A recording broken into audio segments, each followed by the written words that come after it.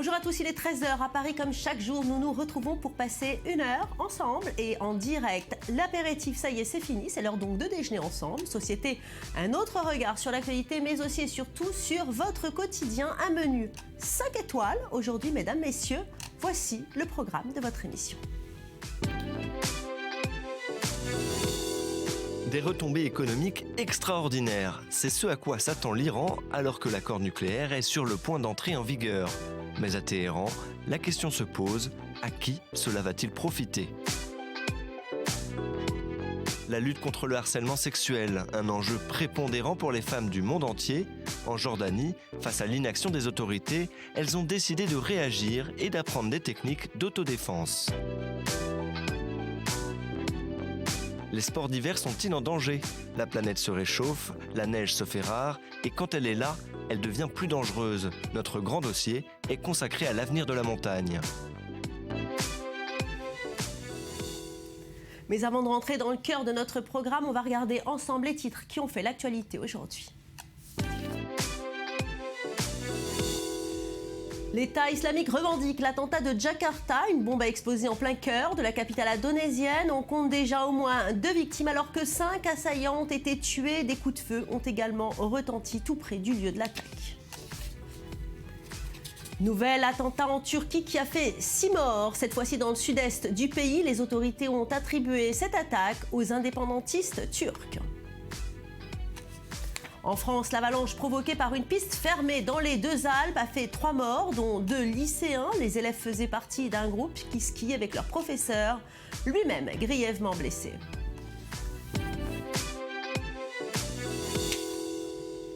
Et je vous propose d'ouvrir cette émission sur l'Iran. Demain, l'Agence internationale de l'énergie atomique doit rendre son rapport pour confirmer que l'Iran a effectivement tenu ses engagements. Je vous rappelle que l'accord conclu à Vienne en juillet 2015 entre les grandes puissances et l'Iran prévoit une réduction et un contrôle des activités nucléaires iraniennes. Cela en contrepartie d'une levée des sanctions imposées à Téhéran. Dans ce cas, l'entrée en vigueur de l'accord nucléaire est prévue pour samedi ou dimanche. Quelles seront donc les retombées économiques de cet accord ? C'est le sujet proposé par Jonathan Serrero aujourd'hui. Regardez.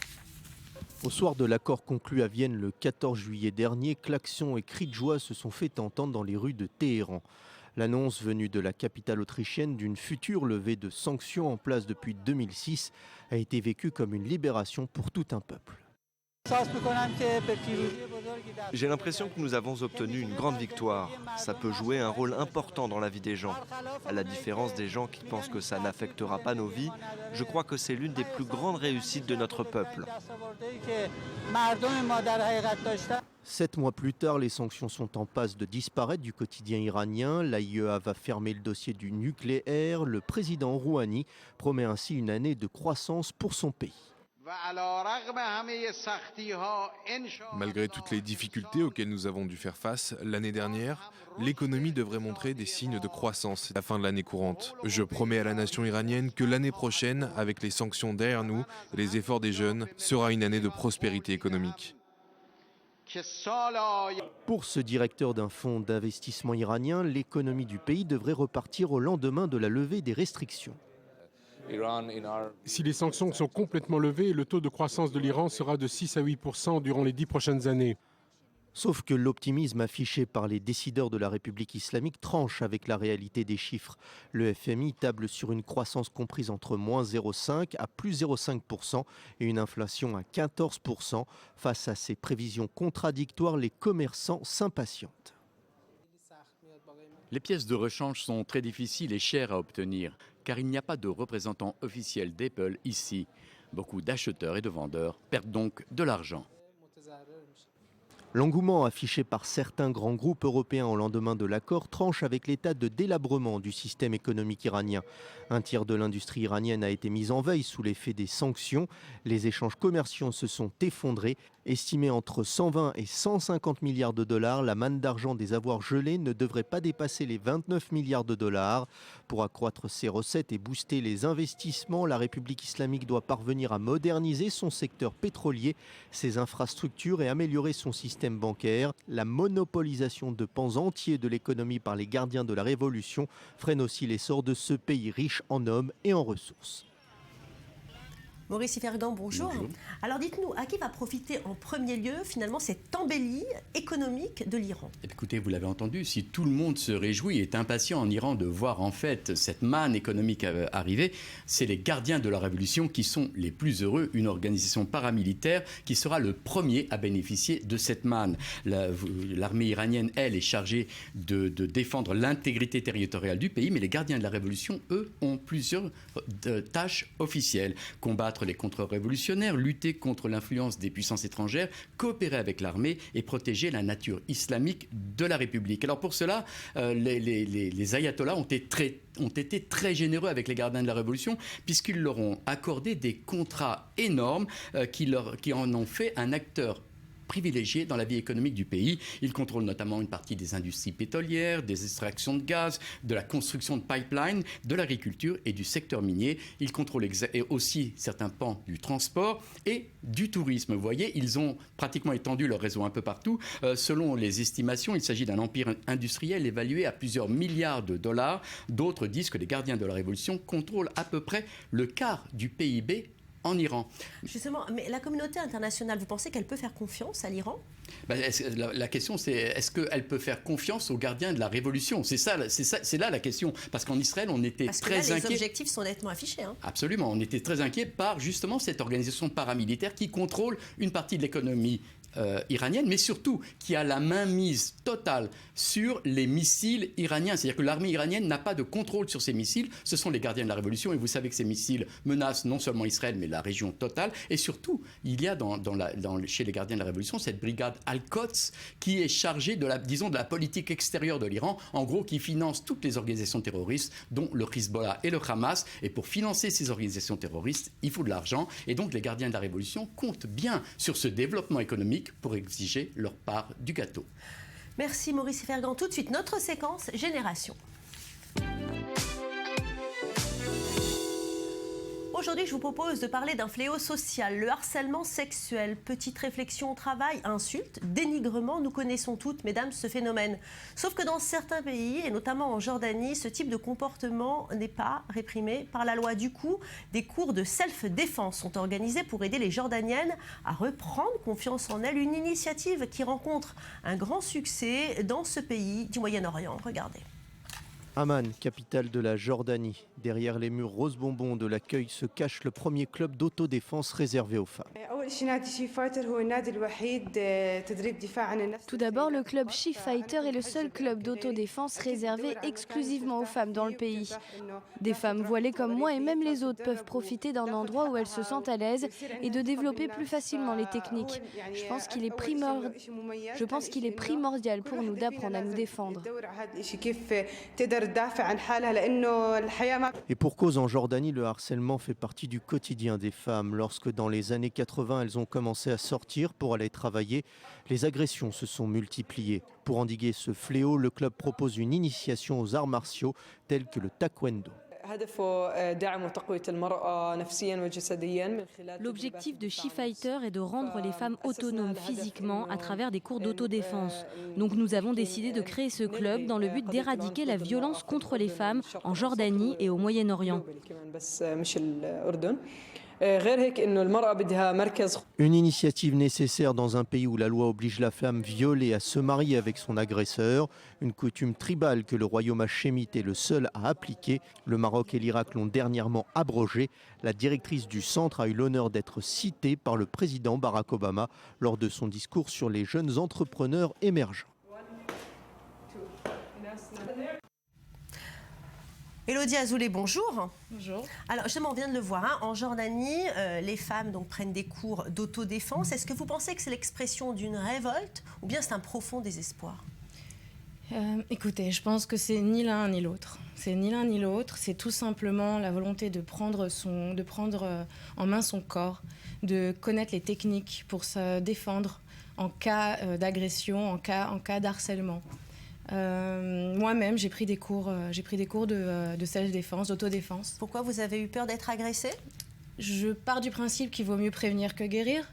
Et à partir du moment où on est sûr de soi dans les rues de Paris, où d'ailleurs on attire beaucoup moins les prédateurs sexuels. Oui.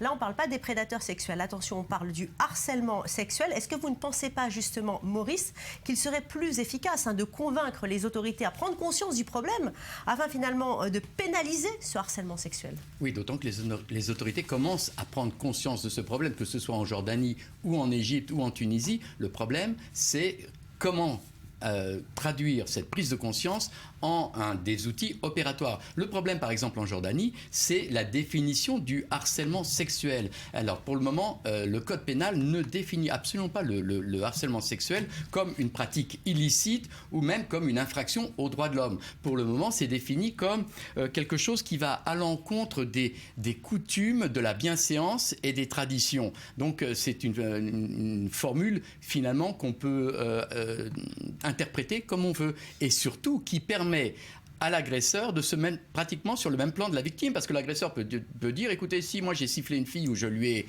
fait un geste déplacé, c'est parce qu'elle-même n'a pas respecté la bienséance ou les convenances ou les coutumes. Vous voyez, donc il y a un problème de définition, premièrement, et pour le moment, le régime jordanien, le royaume jordanien, ne parvient pas à définir ce que c'est que le harcèlement sexuel. Deuxièmement, elle se heurte à une institution religieuse qui tente de freiner les choses, parce que là-bas, la tradition fait que finalement, une femme qui va porter, par exemple, plainte pour harcèlement sexuel à la police se verra dire, écoutez, vaut mieux que vous rentriez chez vous parce que votre famille va risquer beaucoup plus que votre agresseur, donc on fait taire généralement tous les cas de harcèlement. Vous pensez que c'est culturel, Élodie Azoulay, justement, ce harcèlement sexuel ? Non, je pense que c'est un problème qu'on trouve dans toutes les sociétés. Maintenant, j'aimerais revenir sur cette différence entre harcèlement sexuel et agression sexuelle. Vous avez totalement raison de faire cette différence-là. Justement, la question de l'harcèlement sexuel, c'est propre aux sociétés. C'est une des caractéristiques des sociétés patriarcales et machistes. L'agression sexuelle, c'est un autre problème. On a affaire à un problème psychopathologique. Et là, on trouve ce genre de problème dans toutes les sociétés. Et chaque société a sa propre juridiction pour lutter. Donc en fait, vous êtes en train de nous dire que le harcèlement sexuel, c'est culturel. Le harcèlement sexuel, c'est culturel.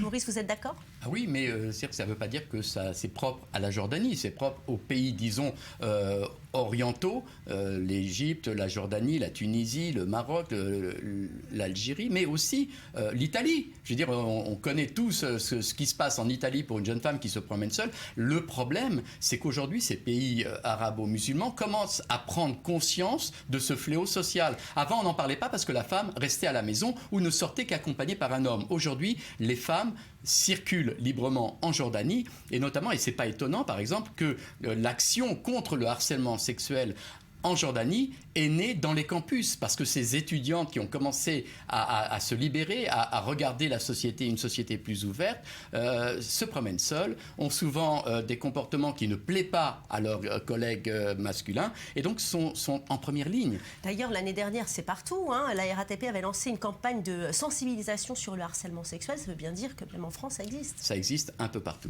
Effectivement. Oui. C'est pour ça que j'ai pris des cours, justement. De Krav Maga. Et vous, c'est Krav Maga ? Alors non. Il faut faire la différence entre Krav Maga et autodéfense. Dans autodéfense, on a des cours de karaté, des cours de Krav Maga, c'est tout un mélange. L'idée, c'est de connaître les techniques pour, justement, on a affaire à un problème de force. Donc, des simples techniques, comme par exemple, savoir où appuyer pour éloigner l'agresseur. C'est des détails, mais qui peuvent sauver... à connaître. Exactement. Mais Élodie, Krav Maga, je ne sais pas trop, karaté, est-ce que c'est suffisant face à un islamiste qui ferait un signe déplacé ou une remarque déplacée ? Pour avoir grandi dans des quartiers assez problématiques, généralement, il faut juste sourire et surtout ne pas les ignorer. Juste les regarder dans les yeux, sourire et continuer sur la route. C'est ma réaction. Je vous propose de voir un extrait d'un film, Les femmes du bus 678. 3 femmes d'aujourd'hui, aux vies totalement différentes, s'unissent pour combattre le machisme impuni qui sévit, figurez-vous, au Caire, dans les rues, dans les bus et dans les maisons. Déterminées, elles vont dorénavant humilier celles qui les humiliaient. On regarde.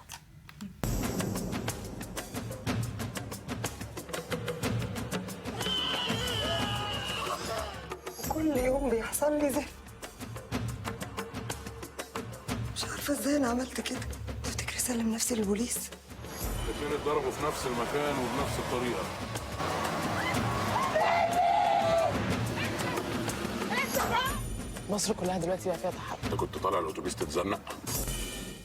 Vous avez vu Maurice même traité au cinéma. Absolument, mais vous avez eu raison de nous présenter un extrait de ce film, Bus 678, si je ne me trompe pas, en Égypte, parce que c'est précisément en Égypte que la prise de conscience chez les femmes s'est révélée lors des manifestations contre le gouvernement de Hosni Moubarak, le régime de Hosni Moubarak. Je veux dire, sur la place Tahrir, il y avait énormément de femmes qui se sont fait insulter, qui se sont fait harceler par les forces de l'ordre, qui pensaient comme ça, finalement, les faire rentrer chez elles et mettre fin à leur mobilisation.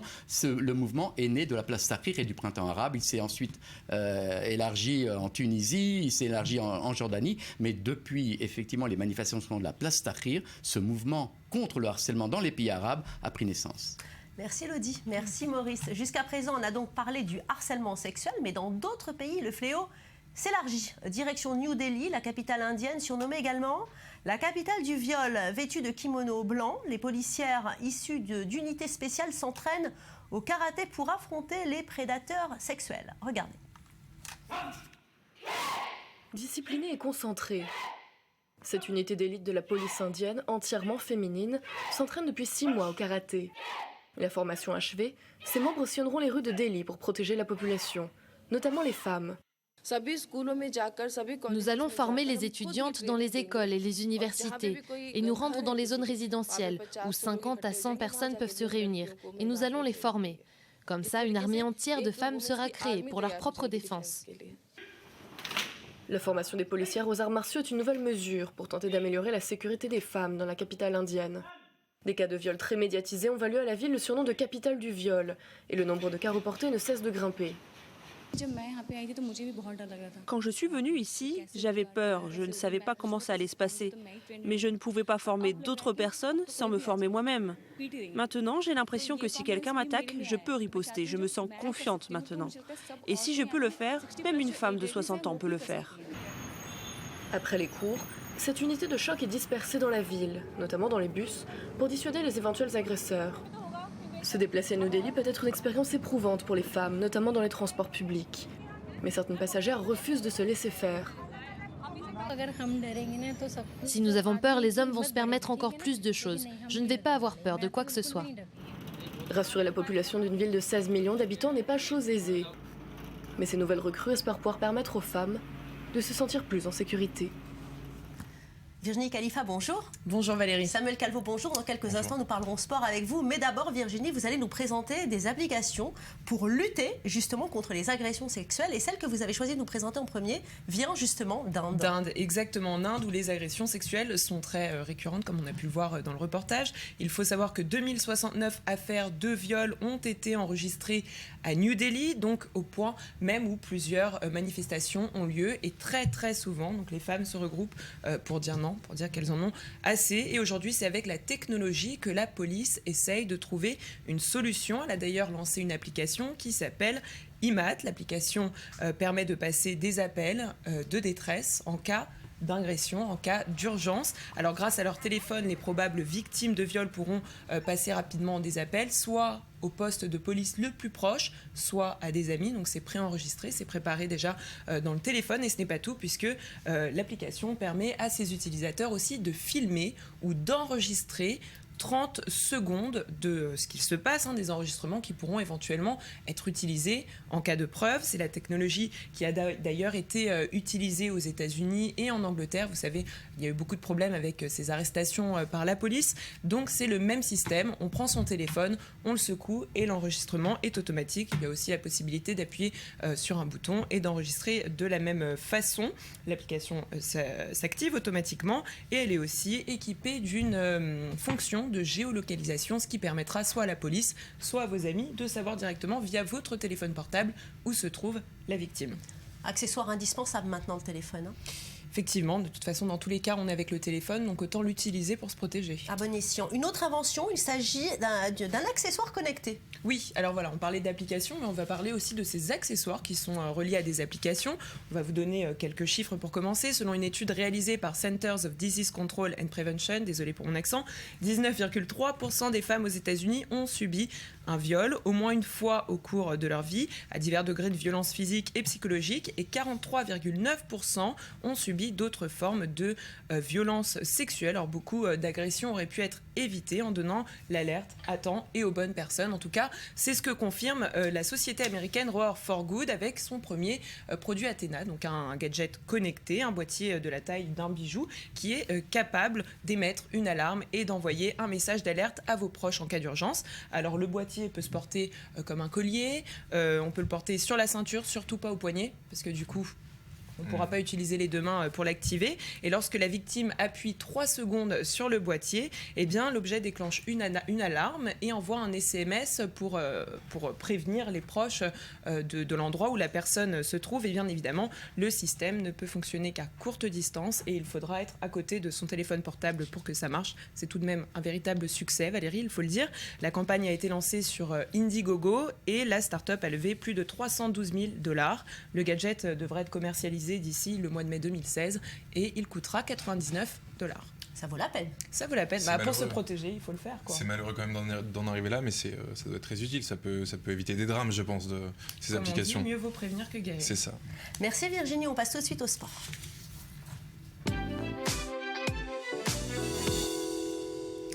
Alors Samuel, on va commencer avec le Dakar. C'était donc la 10e étape entre Belén et La Rioja en Argentine. Une étape de 278 km. Et d'ailleurs, on célèbre aujourd'hui un bien triste anniversaire. Oui, malheureusement, aujourd'hui, ça fait 30 ans que Balavoine est mort dans un accident d'hélicoptère au Dakar. Mais on va revenir donc sur le classement de la 10e étape. Donc en auto, c'est le Français Peter Hansel qui s'impose en Peugeot. En moto, c'est le Slovaque Zvitko. En quad, le Yamaha de Baraganawat, et en camion, c'est l'équipe de Renault Truck. En ce qui concerne le classement général, donc, c'est Peter Hansel qui reprend la tête du Dakar à 3 jours de l'arrivée. En moto, l'Australien Toby Price conserve sa place de leader et pas de changement en quad et en camion. Peter Hansel, le Français, qui fait toujours des bons résultats sur le Dakar. Et puis malheureusement, il y a eu une deuxième mort dans cette édition en 2016. Ce rallye, il est quand même vraiment dangereux. Chaque année, malheureusement, il y a des morts et on se demande mais qu'est-ce qu'on peut faire pour changer ça. Et malheureusement, il n'y a pas vraiment de réponse, si ce n'est en parler et dire que c'est quand même une course qui est très dangereuse. Et donc, pour le deuxième mort, c'est le camion d'assistance qui remorquait la voiture de Lionel Baud, qui a été percuté par un semi-remorque près de Cordoba, en Argentine. 6 véhicules ont été impliqués dans l'accident et le conducteur d'une voiture civile, malheureusement, est décédé. Oui, alors en moto aussi, un autre accident. Il y a eu plusieurs accidents, oui. D'ailleurs, oui, je voudrais que vous regardiez ces images. C'est un accident qui est très impressionnant. Alors, on sait que le Dakar demande une vigilance de tout instant et un courage hors du commun. Eh bien, on en a la preuve avec la bravoure de cet homme. Donc, regardez, c'est Paulo Goncalves. Oui, alors ça, c'est une sacrée chute. On a l'impression que vraiment, il va jamais se relever. Oui, c'est vrai. Et ben non, il se relève direct, comme ça, il retourne sur sa moto et le voilà reparti pour la course. Regardez, en vitesse réelle, comme c'est impressionnant. Ouais, il a peur de rien. Non, il a peur de rien. C'est surtout, il veut pas perdre une seule seconde. C'est-à-dire que normalement, quand on a un accident comme ça, je sais pas, on essaie de se remettre de ses émotions. Bah non, il se relève et il repart. Donc, en tout cas, sur le Dakar, toujours des paysages magnifiques. Alors, on va passer maintenant, Samuel, au football, avec la star anglaise du ballon rond, David Beckham. Alors lui, il a définitivement quitté les pelouses, mais il s'investit beaucoup à l'UNICEF auprès des enfants, comme chaque année. Et d'ailleurs, cette année, il a été honoré. C'est vrai, il a été honoré. Donc oui, comme vous l'avez dit, il est tout récemment retraité. Et on va revoir les images. On voit qu'il est entouré donc, des plus belles femmes d'Hollywood, comme Miranda Kerr ou Nicole Kidman. Et voilà, on va écouter... Oui, il manque Valérie Pérez, c'est vrai. Vous, Virginie Khalifa, sa femme devrait avoir peur. Vous auriez dû y aller toutes les deux, alors. On ira la prochaine. On peut l'écouter d'ailleurs, on peut écouter son émotion. Je vous laisse le regarder. Le foot a toujours eu une place importante dans ma vie, mais ce que je fais avec l'UNICEF, c'est vraiment ce qui compte le plus. Ça fait déjà plusieurs années et c'est vraiment une cause à laquelle je me suis dévoué corps et âme. J'aime le fait de faire partie d'une organisation qui aide tellement les enfants à travers le monde. C'est ma passion. Alors on va passer à la boxe, mais boxe au cinéma cette fois. Qui ne se souvient pas de Rocky Balboa et de sa belle histoire d'amour avec Adrienne? Eh bien, figurez-vous que Rocky n'est plus boxeur, mais entraîneur. Samuel, on se fait un ciné ce soir? Ouais, pourquoi pas. Moi je dis pour les... Allez, c'est parti. Pour les amoureux de sport, je vous conseille d'aller le voir, ce film. Donc c'est Creed, l'héritage de Rocky Balboa. Creed, pourquoi? Parce que c'est le nom de son ancienne adversaire qui est devenu son ami et qui est mort sur le ring. À noter que pour ce film, Stallone a gagné le Golden Globe du meilleur acteur et c'est aussi le producteur de ce film. Je vous laisse regarder la bande-annonce.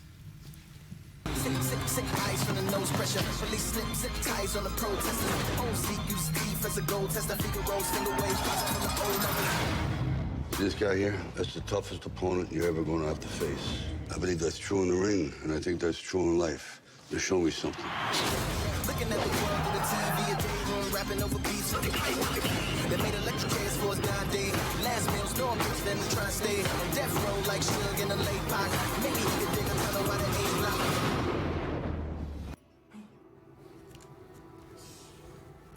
Eugénie, Samuel, à ce soir, pas trop tard pour le ciné? Moi, je serai là alors. Chers téléspectateurs, restez avec nous dans quelques instants. Le grand dossier du jour, il est consacré au nouveau défi de la montagne. La neige se fait rare et quand elle est là, elle se fait de plus en plus dangereuse. Nous parlerons également voyage, ne bougez pas.